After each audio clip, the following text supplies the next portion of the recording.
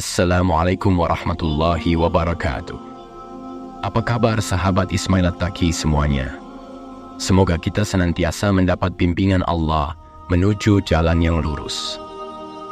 Kepercayaan akan akhir dari semua bentuk kehidupan di bumi ini, termasuk alam semesta secara keseluruhan, merupakan aspek penting dari prinsip-prinsip keimanan, yakni prinsip keimanan yang keenam. Sebagai umat yang menjalankan ajaran Islam, kita meyakini bahwa suatu saat dunia ini akan mencapai akhirnya dengan kehancuran total yang melibatkan seluruh isi dunia ini beserta planet-planet dalam tata surya. Namun peristiwa kiamat ini tidak terjadi secara tiba-tiba atau sebagai satu peristiwa tunggal. Dengan kata lain, kiamat bukanlah peristiwa yang terjadi sekali saja, tetapi melibatkan serangkaian tahapan peristiwa yang akan terjadi sebelum segala sesuatu di dunia ini, termasuk planet-planet dalam tata surya hancur. Setidaknya terdapat sejumlah peristiwa yang akan terjadi menjelang kiamat. Hari kiamat suatu peristiwa yang sangat ditunggu-tunggu oleh umat manusia. Diperkirakan akan berlangsung selama 50.000 tahun lamanya. Waktu ini mungkin sulit bagi kita untuk dipahami, tetapi di dalam agama Islam terdapat penjelasan mengenai durasi yang luar biasa ini berdasarkan hadits. Hari kiamat akan terasa sangat ringan bagi orang mukmin, bahkan hanya sebanding dengan lamanya waktu antara zuhur dan ashar. Disebutkan dalam kitab Ihya Ulumuddin karya Imam Al-Ghazali dan juga dijelaskan oleh Imam Syamsuddin Al-Qurtubi dalam kitab Tazkirah, dengan bersandar pada hadits yang diriwayatkan Abu Sa'id Al-Khudri bahwa Rasulullah bersabda, "Demi Allah yang menggenggam jiwaku, sesungguhnya orang mukmin benar-benar akan diringankan sehingga hari itu akan lebih ringan baginya daripada salat wajib yang dia lakukan di dunia." Dalam Syahih Al-Jami disebutkan dengan redaksi, hari kiamat bagi orang-orang mukmin hanyalah seukuran antara zuhur dan ashar. Ini menunjukkan bahwa bagi orang yang memiliki keimanan yang kuat, lamanya hari kiamat tidaklah menjadi beban yang berat. Di dalam hari kiamat terdapat perbedaan perhitungan waktu jika dibandingkan dengan hari biasa yang kita alami. Waktu akan terasa berjalan dengan kecepatan yang luar biasa sehingga perjalanan satu hari di hari kiamat bisa setara dengan ribuan tahun di dunia ini. Hal ini tentunya sulit dipahami secara konvensional, dan terlebih kita tidak tahu apakah jika hari ini tanda-tanda kiamat sudah muncul semua, lalu besoknya akan kiamat.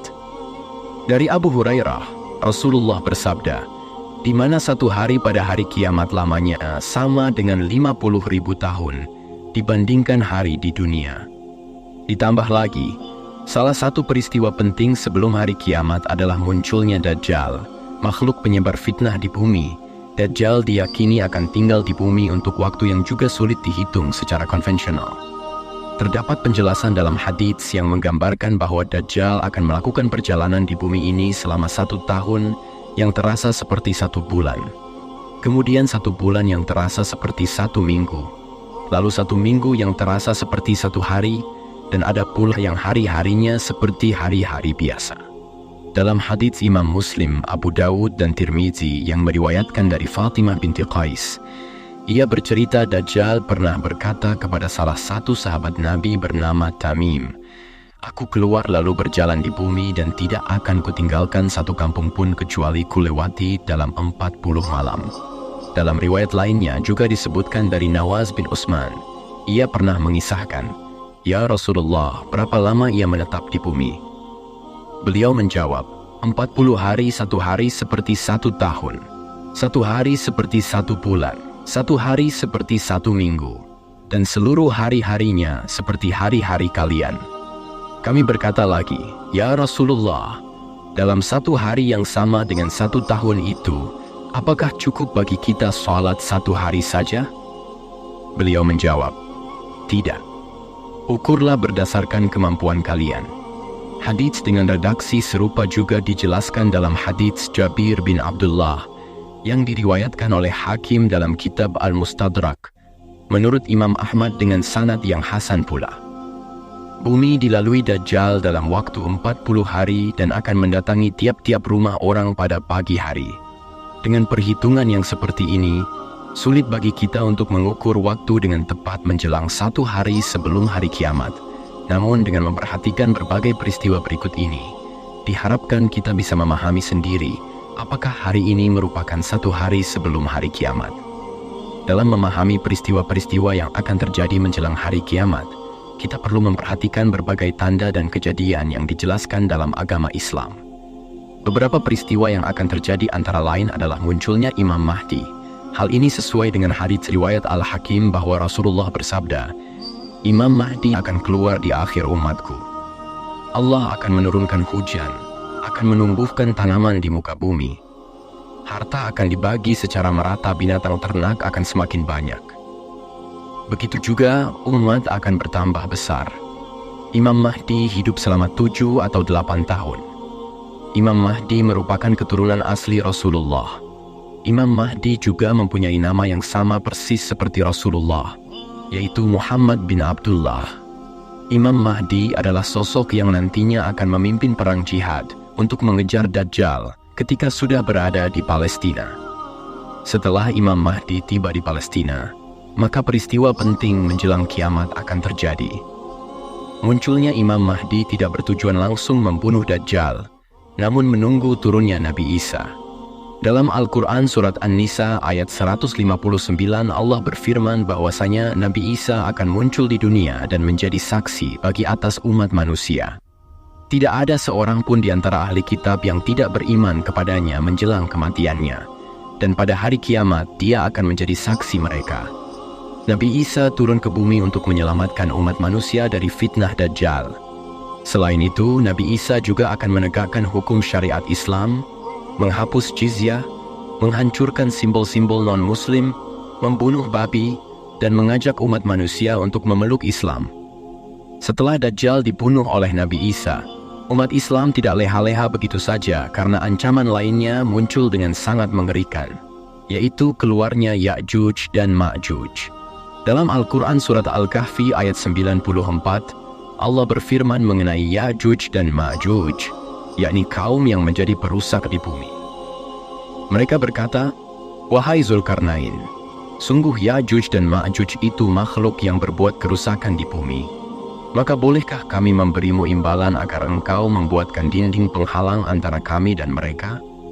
Sebagian ahli tafsir menggambarkan Ya'juj Ma'juj sebagai simbol dari perangai-perangai manusia yang buruk. Namun sebagian ulama menyebutkan bahwa Ya'juj dan Ma'juj merupakan makhluk nyata yang memiliki ciri-ciri antara lain adalah memiliki mata sipit, namun bola mata mereka terlihat besar.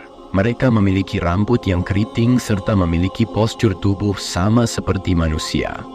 Terkait Ya'juj dan Ma'juj, Allah berfirman dalam surat Al-Anbiya ayat 96-97. Hingga apabila dibukakan tembok Ya'juj dan Ma'juj, dan mereka turun dengan cepat dari seluruh tempat yang tinggi dan telah dekatlah kedatangan janji yang benar, maka tiba-tiba terbelalaklah mata orang-orang yang kafir. Mereka berkata, Aduhai celakalah kami, sesungguhnya kami adalah dalam kelalaian tentang ini, bahkan kami adalah orang-orang yang zalim. Dengan keluarnya Ya'juj dan Ma'juj, maka berlanjut pada kejadian sungai Tiberias yang mengering. Terdapat hadits Imam Muslim yang meriwayatkan dari Anas bin Salman bahwa Rasulullah bersabda, Allah lalu mengirim Ya'juj dan Ma'juj. Mereka turun dengan cepat dari setiap tempat yang tinggi. Kelompok pertama dari mereka melintasi danau Tiberias dan meminum seluruh airnya. Setelah itu, kelompok terakhir mereka juga melintasi danau itu seraya berkata, dulu pernah ada air di lembah ini. Hampir tiap tahun danau Tiberias selalu menyusut. Air yang lantas dikaitkan dengan tanda hari kiamat kian dekat, mantan Mufti Agung Mesir Syekh Ali Jum'ah meyakini mengeringnya danau Tiberias bisa menjadi patokan tanda-tanda kiamat. Kekacauan akan semakin dramatis ketika matahari terbit dari arah barat. Dalam hadits Abu Dawud serta Ibnu Majah dari Abdullah bin Amru, dia berkata, Aku hafal Rasulullah bersabda, Sesungguhnya pertanda yang pertama-tama muncul menjelang kiamat ialah terbitnya matahari dari barat dan munculnya binatang melata menemui manusia pada waktu duha. Mana saja dari keduanya yang lebih dulu terjadi, maka tidak lama sesudah itu yang lainnya pun segera terjadi. Ketika matahari telah terbit dari barat, maka tertutuplah pintu taubat sehingga orang-orang yang tadinya tidak beriman imannya sudah tidak ada gunanya lagi. Imam Muslim meriwayatkan, ada 3 perkara yang jika keluar, maka tidak akan berguna lagi keimanan orang yang belum beriman sebelumnya, atau belum mengusahakan kebaikan yang dilakukan dalam keimanannya. Ketiga perkara itu adalah terbitnya matahari dari barat, Dajjal, dan binatang bumi. Kemunculan binatang melata juga disebutkan dalam hadits yang sama dengan terbitnya matahari dari arah barat. Namun tidak diketahui mana yang duluan akan terjadi. Apakah kemunculan binatang melata atau matahari terbit dari arah terbenamnya sebagaimana sering dikatakan Rasulullah? Binatang tersebut bernama dabbah. Jika binatang melata yang disebut dabbah ini muncul, kemudian seseorang yang tadinya tidak beriman dan mulai beriman, maka imannya sudah tidak ada gunanya lagi. Dalam hadits Bukhari dijelaskan, setelah keluar, dabbah akan berbicara dan mengabarkan bahwa manusia dahulu tidak yakin kepada ayat-ayat Allah. Binatang tersebut nantinya akan mendatangi orang-orang yang kembali kufur setelah wafatnya Nabi Isa. Binatang itu akan menasehati dan mengingatkan orang-orang yang kembali kufur. Binatang ini akan tersebar di seluruh dunia dan akan menandai orang-orang yang tidak beriman kepada Allah. Ia memberikan tanda pembeda antara orang beriman dan kafir. Adapun tanda untuk orang yang beriman adalah wajah yang bercahaya, sedangkan yang tidak tandanya diberikan di bagian hidung sebagai tanda kekufurannya. Peristiwa lain yang menandai bahwa kiamat akan segera datang adalah munculnya kabut asap yang sangat tebal. Kabut asap tersebut disebut sebagai tukan. Dalam hadits yang dikeluarkan oleh Ibnu Jarir dan diriwayatkan oleh Tabrani dari Abu Malik, Rasulullah bersabda, sesungguhnya Rabbmu telah memperingatkan kamu dengan 3 hal. Pertama, asap yang akan mengakibatkan kepada orang mukmin seperti demam dan kepada orang kafir, sehingga ia melepuh dan keluar asap dari setiap telinganya. Yang kedua adalah binatang. Yang ketiga adalah Dajjal. Dalam Al-Quran surat Al-Dukhan, Allah juga berfirman mengenai kemunculan kabut yang menjadi peringatan akan datangnya hari kiamat. Maka tunggulah pada hari ketika langit membawa kabut yang tampak jelas. Berdasarkan hadits riwayat Muslim, kemunculan api dari Yaman juga menjadi tanda-tanda kiamat. Bahkan api tersebut membawa manusia menuju tempat berkumpul. Dalam sejumlah riwayat lain, disebutkan bahwa api yang sangat besar ini akan keluar di sebuah tempat yang bernama Aden di Yaman. Api tersebut akan menggiring manusia yang ada di timur dan mengumpulkannya ke suatu tempat yang ada di barat. Api ini akan menemani manusia dimanapun mereka berada. Api akan tetap ada ketika siang dan terus menemani para manusia di mana saja manusia beristirahat. Api juga akan ikut beristirahat. Saat ini kota Aden di Yaman berada di atas lereng gunung berapi yang besar yang dapat meledak sewaktu-waktu. Dalam riwayat At-Tirmidzi, Rasulullah bersabda, api itu akan keluar dari dasar lereng Aden, menyerang manusia. Api itu akan diam ketika manusia tertidur. Api itu berjalan ketika manusia berjalan. Laut di mana terletak kota Aden juga dinamakan Teluk Aden atau Laut Hadramaut.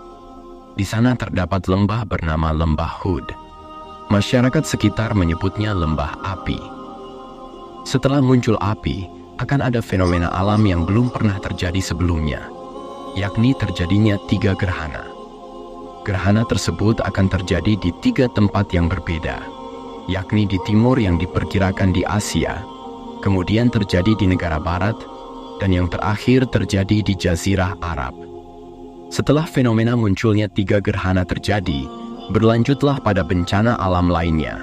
Akan terjadi gempa besar, lalu kemudian terjadi longsor besar di belahan timur bumi.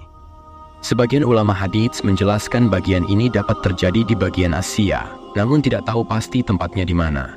Setelah terjadi di bagian timur bumi, maka akan terjadi kembali pada bagian barat seperti benua Amerika dan lainnya. Kemudian amblasnya bumi di Jazirah Arab. Hal ini merupakan longsor besar yang sudah sulit untuk diperbaiki. Gempa di muka bumi saat hari kiamat dijelaskan dalam Al-Quran surat Al-Hajj ayat 1. Wahai manusia, bertakwalah kepada Tuhanmu, sungguh guncangan hari kiamat itu adalah suatu kejadian yang sangat besar. Tanda-tanda kiamat yang terakhir adalah hancurnya Ka'bah. Hal itu sesuai dalam hadits riwayat Hakim dan Abu Ya'la oleh Abu Sa'id Al-Khudri. Hari kiamat tidak akan terjadi sebelum Ka'bah ini tidak lagi didatangi orang untuk menunaikan ibadah haji. Dalam hadits riwayat Muslim dan Bukhari dari Abu Hurairah, Rasulullah bersabda, Ka'bah diruntuhkan oleh Dzu As-Suwaiqatain dari Habasyah. Jika kita ringkas secara kronologis, maka urutannya bisa kita tarik mundur. Semenjak kelahiran Nabi Muhammad, awalnya Islam ditegakkan di Mekah. Rasulullah kemudian hijrah ke Madinah, di mana periode dakwah Rasulullah dimulai. Setelah wafatnya Rasulullah, Khalifah Islam memimpin pemerintahan di berbagai wilayah seperti Utsmaniyah, Andalusia, Jazirah Arab, India, dan Nusantara. Namun kemudian terjadi kejatuhan khalifah yang dipicu oleh kebangkitan revolusi di seluruh dunia. Perang Dunia I dan II, serta munculnya pengaruh dan agenda Dajjal. Akibatnya umat Islam terpecah belah. Agama Islam dan agama lain mulai rusak dengan munculnya berbagai paham. Peristiwa gempa bumi meningkat, dan umat Islam mengikuti telunjuk Yahudi dan Nasrani. Perzinahan menjadi lebih leluasa. Banyak anak durhaka kepada orang tuanya, dan agama bergerak secara individual tanpa ikatan jamaah. Kemudian terjadi Perang Dunia III, di mana semua agama bergabung menentang Islam. Agama Islam mulai hancur karena memisahkan syariat dan hakikat, dan terjadi kemarau panjang. Umat Islam ditindas kejam, kecuali mereka yang munafik. Peperangan pun terjadi di mana-mana karena nafsu dan saling menuduh. Bala bencana melanda bumi dan mengubah wajahnya. Umat Islam menyelamatkan diri dan mengungsi ke bukit dan gunung. Mereka kekurangan makanan, dan satu-satunya makanan yang ada adalah zikrullah. Bencana alam terus terjadi melalui tanah, air, api, dan angin. Sebanyak 2/3 penduduk dunia meninggal. Kemudian munculnya Khalifah Islam yang juga dikenal sebagai Imam Mahdi. Terjadi peperangan antara Islam dan kaum musyrikin, dan Islam menang di bawah kepemimpinan Imam Mahdi. Pada saat itu, Dajjal dan pengikutnya masih menyembunyikan diri. Kejayaan Khalifah Islam diprediksi terjadi selama 7 hingga 9 tahun. Rezeki melimpah ruah. Hewan liar menjadi sahabat. Tidak ada orang yang mau menerima zakat, dan bumi memperlihatkan keindahannya. Namun kemudian Dajjal dan bala tentaranya bangkit. Munculnya Nabi Isa yang memimpin salat di bawah imamah Khalifah Imam Mahdi di Masjid Al-Aqsa, Palestina. Dajjal terkejut saat melihat Nabi Isa dan mati di tangannya. Lalu terjadi peperangan antara Khalifah Islam dan Nabi Isa melawan Yahudi. Pohon dan batu berbicara memberitahukan keberadaan kaum Yahudi dan Islam meraih kemenangan. Menjelang wafatnya Nabi Isa, semua manusia menerima Islam dan pembunuhan babi dilakukan di muka bumi. Ya'juj dan Ma'juj turun dari atas bukit, tetapi Nabi Isa membawa umat Islam ke Bukit Tursina dan berdoa untuk keselamatan mereka dari Ya'juj dan Ma'juj. Ya'juj dan Ma'juj mati karena wabah penyakit dan bumi menjadi busuk karena banyaknya mayat. Allah membersihkan bumi dengan hujan lebat yang membawa mayat Ya'juj dan Ma'juj ke laut. Maka setelah itu dimulailah kiamat besar. Al-Quran diangkat. Nama Allah tidak disebut lagi. Gempa bumi terjadi di 3 penjuru. Binatang yang bisa berbicara muncul. Zina dilakukan terang-terangan. Asap tebal muncul, Makkah dan Baitullah musnah. Semua umat Islam diwafatkan. Matahari terbit dari barat dan api dari barat mengumpulkan manusia. Akhirnya hari kiamat pun tiba dengan peniupan sangkakala oleh malaikat Israfil. Kesimpulannya, konsep hari kiamat dan akhir zaman dalam agama Islam memberikan pandangan yang holistik tentang masa depan manusia dan dunia. Lamanya hari kiamat, peristiwa-peristiwa menjelang kiamat, tanda-tanda besar menjelang kiamat, serta keterkaitannya dengan kehidupan di dunia ini semua mengajarkan umat muslim tentang pentingnya keimanan, amal saleh, dan persiapan untuk kehidupan yang abadi setelah kiamat. Semoga dapat bermanfaat untuk kita semua. Wallahu a'lam bishawab.